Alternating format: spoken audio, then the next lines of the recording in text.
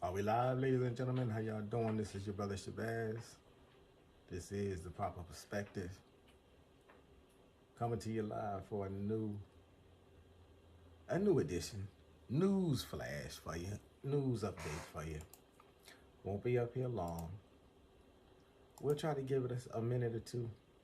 Not even a full minute. Try to give it a second.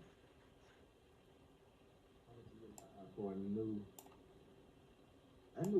Okay, so sound is correct. We got the sound right. Something ain't quite right with. But hey, it is what it is. So the pen is mightier than the sword. They always say. So that's what we're gonna talk about today. So Grand Rising family, peace to all the positive people in the universe. Hotep to all the pro-black Pan-African world and anybody else who knows how to look beyond the smoke and mirrors. This is your brother Shabazz. And this is the Proper Perspective channel. And today, ladies and gentlemen, brothers and sisters, family, we got some more puzzle pieces to put together. We got some dots to connect. So what are we talking about? Well, as I said, the title of today's little show here is Mightier Than the Sword. So we're going to start out with this, what happened with Wole Soyinka. So Wole Soyinka, if you don't know, is a Nobel Peace Prize winner. You know, that little teeny tiny prize, accolade, the Taco Man can't seem to get his hands around. It's about one of the only things he can't buy on his own. And y'all know how much he raved against Obama for having one. So if you, like I said, if you don't know, let me just fill you in, bring you up to speed. Nobel Prize winner. He won it for literature in 1986. He was the first African to ever win it. The first continental African to ever win it. Now, his accolades include, his resume includes having taught at Harvard, having taught at Emory University, having taught at Yale University. He is a playwright, a novelist, a poet, an activist. This is the one. He's an activist. Like, well, if the man was a rapper, he'd be a conscious MC.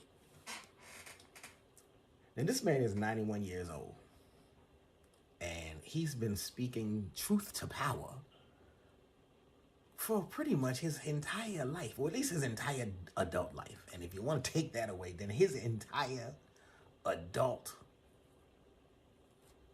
life in literature. Now, yesterday, October 28th, Soyinka held a press conference in Lagos, Nigeria. He pulled out a letter from the U.S. consulate dated October 23rd. You know, sound like, it's giving public enemy energy. I got a letter from the government the other day. I opened. Y'all remember that, right? So Wole Soyinka said, I'm going to hold a press conference. And he pulled out a letter from the U.S. government. He opened, and it said they revoked his visa. Now, during the press conference, he said, he called it a rather curious love letter. Because that's the kind of sense of humor that Wole Soyinka has. Even while governments are trying to silence him. Why? Now, why would any government try to silence this 91-year-old man? Let that man live his life in peace. I'll tell you why. Because he called the Taco Man the white version of Idi Amin. Now, this might be some triggering stuff. If you're coming from the pro-black side of things, if you're coming from the pro-revolutionary side of things, then you might have a bit of a fondness for Idi Amin. And understandably so, at least from my perspective, because I come from that school where we kind of look up to Idi Amin. He is an example of Africa for the Africans and standing up for black people. But I am aware that even if you are a continental African, and even if you are in favor of revolution, you may not necessarily have the best view towards Idi Amin. And I'm sure this is at least partially why Wole Soyinka took the dig. He knows how certain people feel about Idi Amin. You know, one man's champion is another man's terrorist. So now let me give you a little bit more context. Because back in 2017, when Trump first got elected, Soyinka cut up his green card with scissors. He put it on video. He said he refused to be part of that society anymore. Well, shout out to my brother, because I know, and I know some people going to tell me, but if you don't like it here, then just leave. Y'all say that stupid line so much. I still ain't heard my Cash App go off, because I'm waiting for you to send me the money to just leave. But so anyhow, he did it on video. He said he refused to be a part of that society anymore. And Trump's administration just sent him a letter saying, bring your passport so we can physically cancel your visa. Soyinka's response, I ain't got no visa. I have no visa. I am banned, obviously, from the United States. And if you want to see me, you know where to find me. Now, like I said, what did Minister Farrakhan say? The testicular fortitude or something of that nature. Bruh got balls. So let me tell you what this really means. One more extra card, one more extra example of what fascism in action looks like. So Soyinka spent time in solitary confinement in Nigeria during the Biafran War. So the man is no stranger to hardship. He's no stranger of being the target of government ire. While in confinement in a Nigerian jail, he wrote poetry on toilet paper. This is not the kind of man that's just gonna take it because you mad at him. This is not a sit down or a back down type of brother. He fought censorship his whole life. He's been arrested for speaking the truth. And now at 91, the United States of America, the country that claims to champion free speech. Now, those of us who live here in the Belly of the Beast know that that's false. But that's the marketing. The free speech champion is banning him for his words. Not for violence. He ain't shot nobody. He ain't promote shooting up a school. Hint, hint. Not for terrorism. He ain't took down no planes. Hint, hint. But all he did was call a man, label that man for his behaviors. He judged that man by not the color of his skin, but the content of his character. And for judging this man by the content of his character and the tenor of his actions, oh, you're out of here. See, this is the thing. Fascists fear words more than weapons. Now, some might say, no, not more than weapons. They may fear them just as much as weapons. But, okay, tit for tat, potato, potato. We definitely agree that fascists fear words.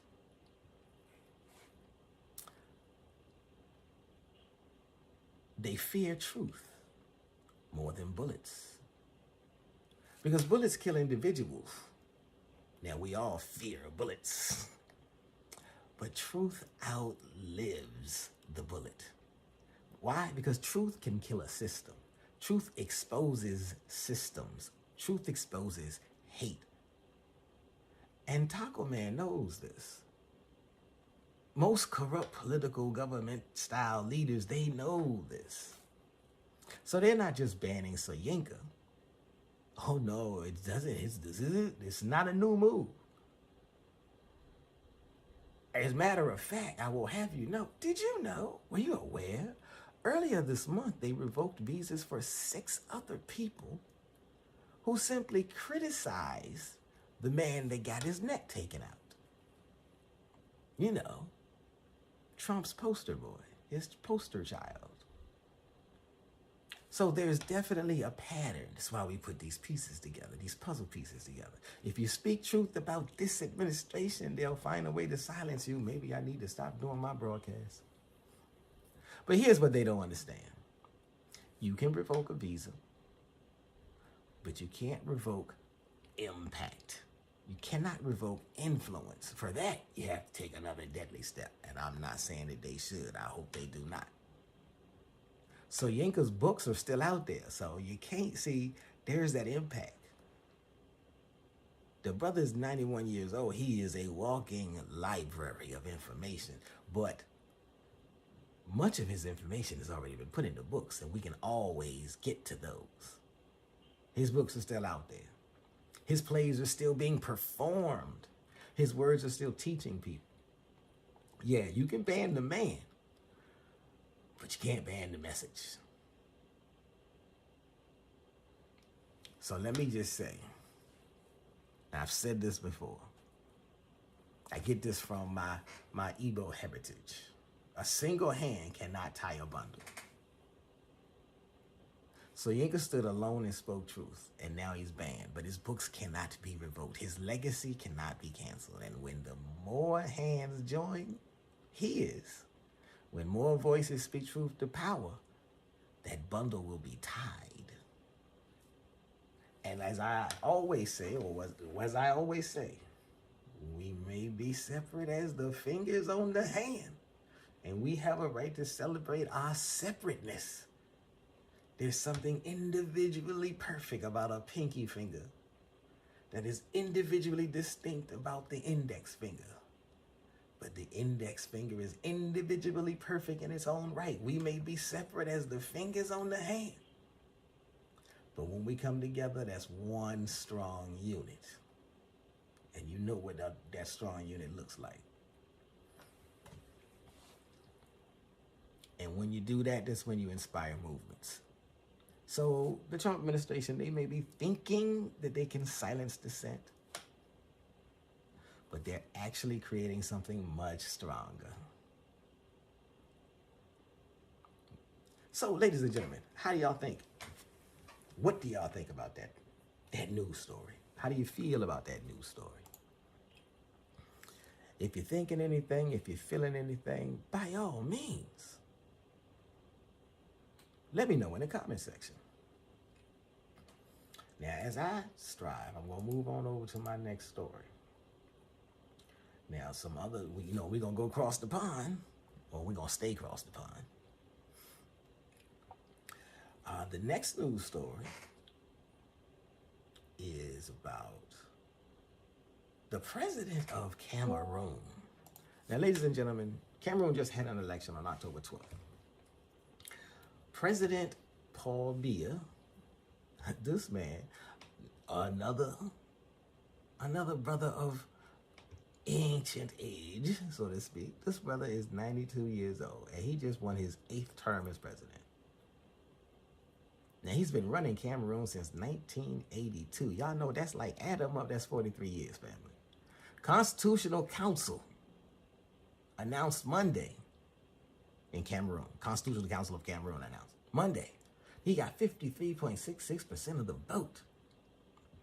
Now, interesting enough, his main challenger, Issa Tichiroma, former governor minister who broke ranks with Biya, only got 35.19% of the vote. But here's what they don't want you to focus on. At least 4 people are dead. That's right, I said dead. At least 4 protesters in Cameroon's biggest city now are dead. Now, protesters by large, protesters took to the streets because they know this thing was rigged. Now, a lot of people that came out to the No Kings rallies in America have been talking about the Elon Musk rigging of the American election. It's something very funny. It's something highly fishy about all of these old folk who swear they can win these elections, and then there's always evidence popping up about a rigged election. But okay, I digress. I was supposed to just be talking about this one particular news story, but we got to put puzzle pieces together. So at least 4 of the protesters are dead, and that's just as of me checking in on the news reports earlier today. Police shooting people down with live ammunition. Now, there's another challenger by the name of Maurice Kamto. They didn't even let him run. And don't that sound familiar? What happens to all the third-party candidates in America that try to run? They get squeezed out of the race to give the illusion of there's only 2 viable parties. Disqualification by technicality. The EU said that the Cameroon election wasn't free. The Catholic bishops monitoring it, and I'm not saying we're supposed to be trusting those guys, but they have documented irregularities. Dead people on voter polls, polling stations mysteriously relocated, ballot boxes getting stuffed. But none of that matters when France says, yeah, all right, we got you. Just keep doing what you do. Now, again, I cannot help but point out the similarities.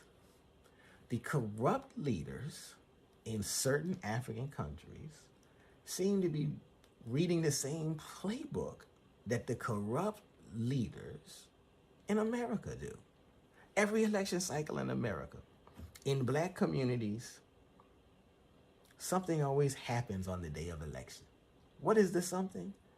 The polling station gets relocated and nobody knows why.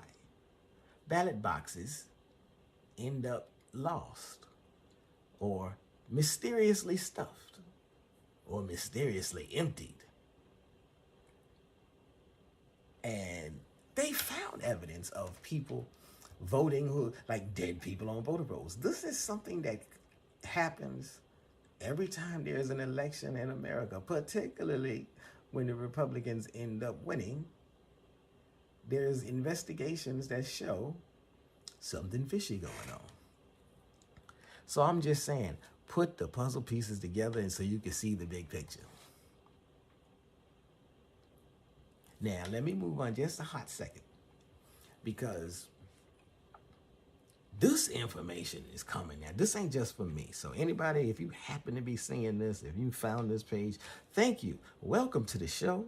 Hit the like button. Subscribe to the channel where you will see that we are about pro-black Pan-African revolutionary thought. We put puzzle pieces together so that you can see the big picture. So we cover stories here in America. We cover stories in Africa. We cover stories in the Caribbean. We cover stories in Canada. We cover as much as we possibly can. So, but I will have you know, it has been noted that President Paul Biya spends more time in Switzerland than in Cameroon. Now, how about that? Again, I put puzzle pieces together. In New York City, in their mayoral candidate race for the mayor, or debate for the mayor of New York, one of the leading questions that was asked of all of the candidates was, what is the first thing you're going to do if you are elected and you win and you are in the seat of power? Most of the candidates said, I'm going to leave New York City and get on an airplane and fly to Israel. Now, I'm not saying Israel and Switzerland got a whole lot in common, but what I'm saying is, again, there is something to be thought about when corrupt folk, when folk who are running for office who really ain't got no business running for office, have a penchant for traveling on the people's dime. And so I'm talking, for instance, about Cuomo in New York. If he wins, he's going to spend his first day in office going to Israel, which has nothing to do with New York. Now, I'm not saying Biya spent the first day, but I'm saying if certain politicians in this country love to get on airplanes instead of working for the benefit of the people who put them in office, and certain politicians in Cameroon love to get on an airplane and go places instead of working to benefit the people who put them in office, we got to put puzzle pieces together and call a spade a spade. Now, one commentator or one news resource said that the man barely even showed up to campaign. He made one public appearance. One. Now, maybe you'll say, well, the brother is old. Maybe he can't take it.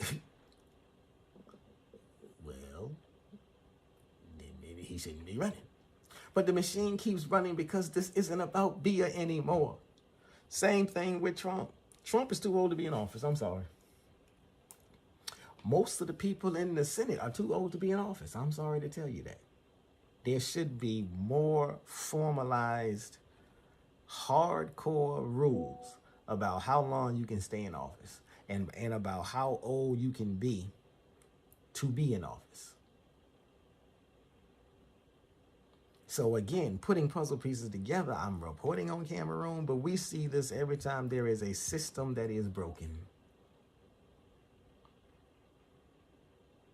But the people who benefit the most are the people who are surrounding the star, the dear leader. They have a system. They have a machine that keeps on ticking. The machine keeps running because it's not about the person in the chair anymore. It's about all of the power elites who benefit. Now in Cameroon, it's the French. And it is one of the ways in which they maintain control of their former colony. In America, it's the billionaire class, the 1%. Did you know that Cameroon still uses the CFA franc? I mean, for the most part, most of the Francophone countries still use the CFA franc. Currency printed in France, controlled by France. French troops are still stationed there. Now, that's why everybody's in such an uproar about the Sahel region, about Ibrahim Traore. Because he's kicking France out and saying, we're going to do these things on our own. One step at a time, one industry at a time. But France still has control of Cameroon's economy because France is still controlling their currency. They're still controlling their security. They got French troops stationed there. The resources flow to Paris, not to Yaoundé. And Biya, he's just the face of the operation. He's a placeholder. A manager managing French interests since 1960. When Cameroonians try to challenge the system, as they're doing today, when they demand real independence, real sovereignty, what happens? 2 dead, 4 dead, 6 dead, internet shut down. Mysterious counting of the votes. Opposition leaders blocked from even running. It's the same playbook across Francophone Africa as it is in America. Now in Ivory Coast, Ouattara at 83. In Chad, the former or the late Deby ruled for 30 years. These are not coincidences. These are French-picked puppets. The same way Trump is a billionaire-picked puppet. The puppet stays until he dies or gets cooled, and anyone who resists will get killed or get jailed. Here's what gives me at least hope. Like I said earlier, Mali kicked out the French. Burkina Faso kicked out the French. Niger kicked out the French. The Sahel is showing all of Africa. The Sahel is showing all nappy-headed, melanated black people what is possible when you stand up and do for self. And we're all watching, not just Cameroon. Now, I gotta say, this also reminds me of a Yoruba proverb. However long the night, the dawn will break. You may hear me say this over and over again. However long the night, the dawn will break.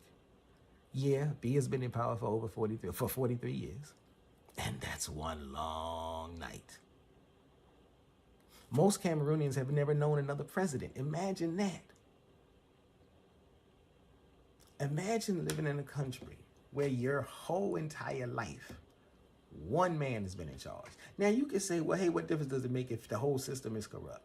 You know, in America, we've had the pleasure of having multiple leaders. You know, we had 4 years of Biden, 4 years of Trump, 8 years of Obama, 8 years of Clinton, 8 years of Reagan. So we've gone through this thing, and yeah, there is room to say there is definitely an advantage, or there is definitely the possibility of an advantage when you do get an opportunity to get new leadership.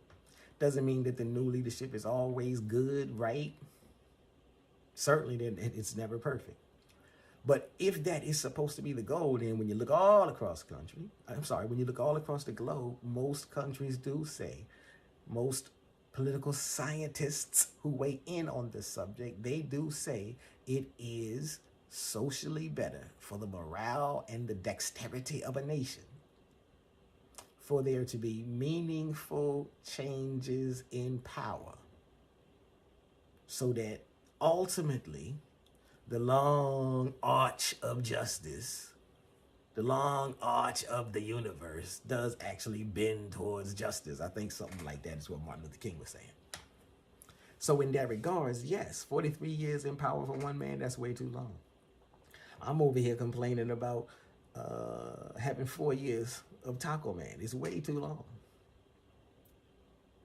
Now, I couldn't imagine how much worse it would be for any non-white person in America if we had to put up with Trump for 43 years. Because the first 4 years that he was in office, there was a mass exodus.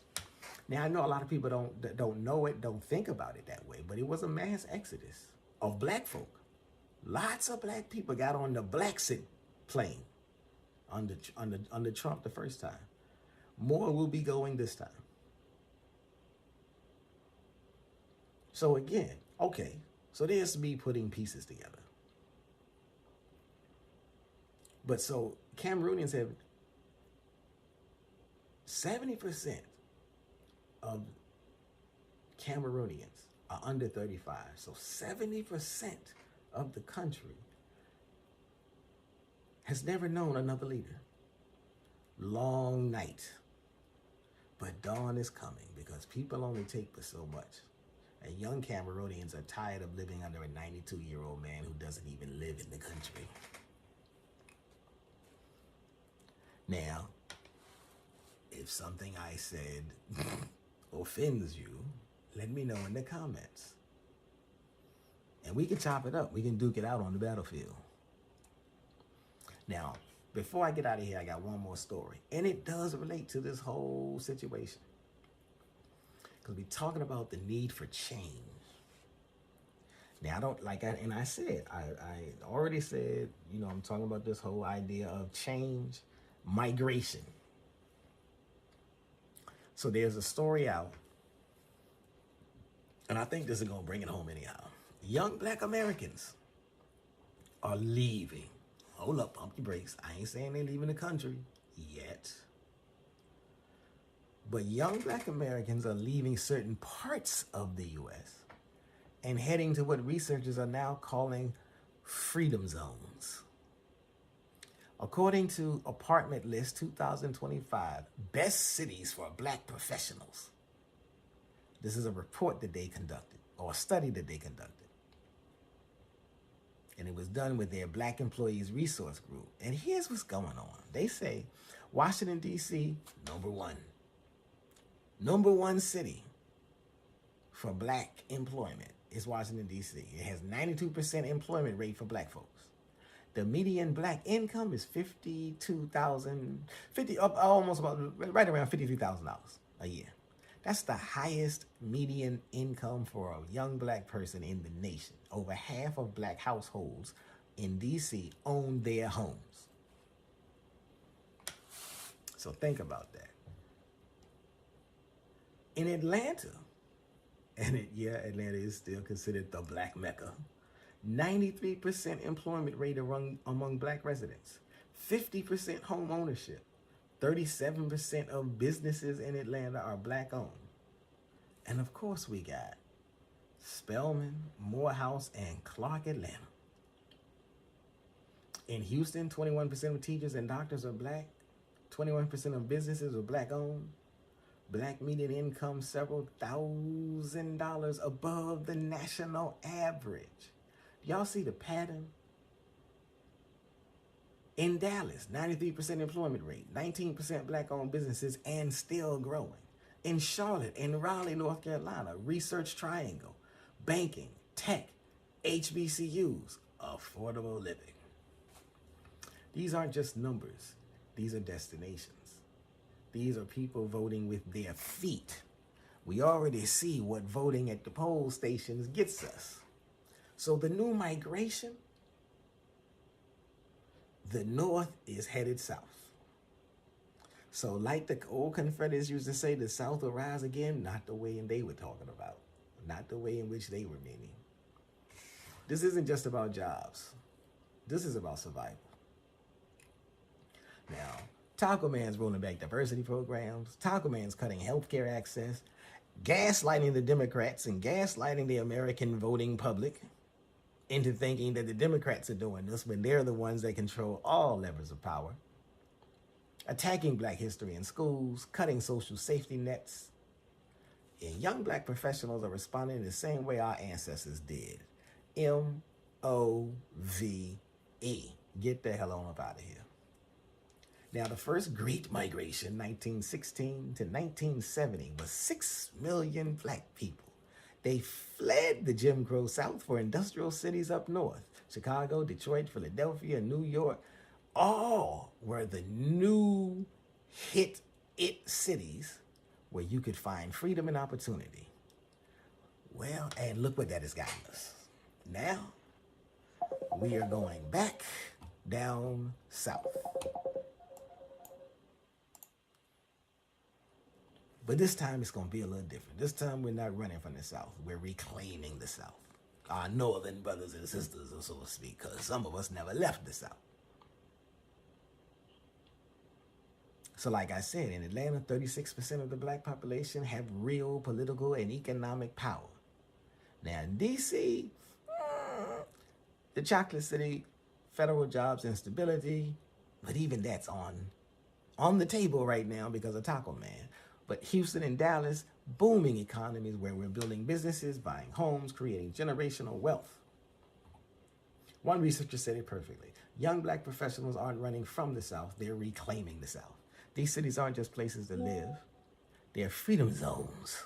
Places where we can breathe, build, and not constantly fight for space at the table.